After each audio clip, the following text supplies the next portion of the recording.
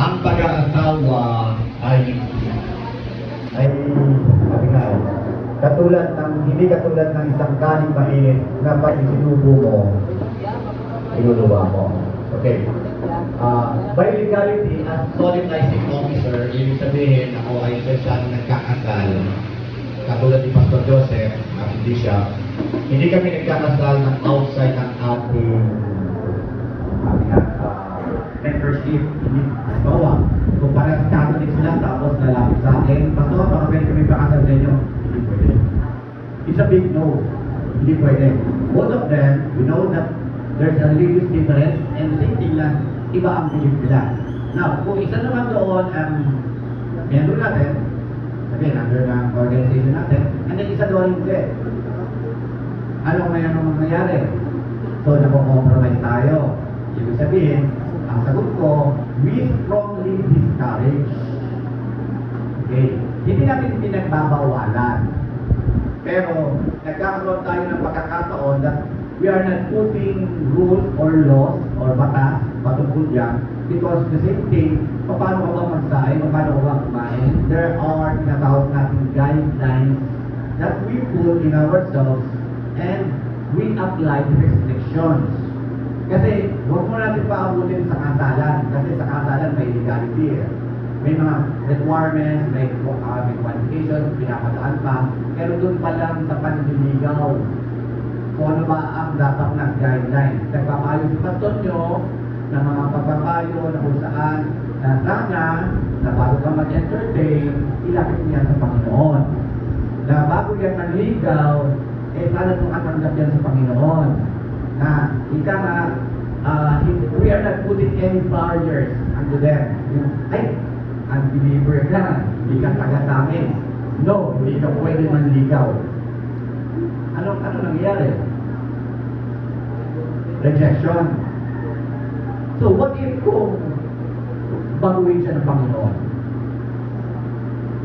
Yes, we have differences within other denominations. Pero hindi tayo nagpuput ng ating conviction kung pag sabi na, Trinitarian yan, apostolic ako. It's a big no. Sabi na, yes, it could be because of the general guidelines natin, pero bigyan natin ng pagkakataon na mayroong pamamaraan ng Panginoon. Yes, we strongly discourage na magkaroon kayo ng kasintahan outside of our fellowship, pero huwag niyo munang madaliin ang proseso ng pagsasain at pagkain ng mainit na kanin. Kasi nga kapag sinubo mo tayo, luluwa mo magsisisi ka sa ulit.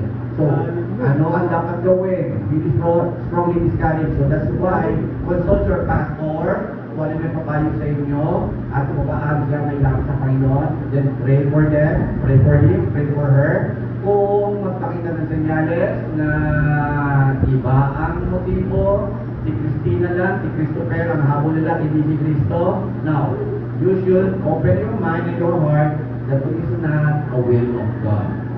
And pupunta tayo sa kasalan, yes, hindi, way. Friendship pa lang, alam nyo na dapat, that do not be equally yoked to unbelievers.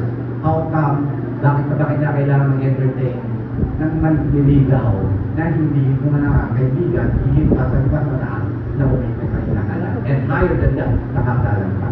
Dahil maintindihan nyo, hindi kami nagsasabing, o hindi ako nagsasabing bawal or something, because God has ways unto us, may pamamaraan ng Diyos, pero we strongly discourage. Kasi kung hindi nyo naintindihan ang guidelines sa kalooban ng Diyos, hindi nyo may a-apply ang restrictions or putting standards of God, holiness of God, na nais ng Diyos. Na ingatan kayo, ingatan ang bahalang Israel, ingatan ang spiritual Israel sa buhay natin.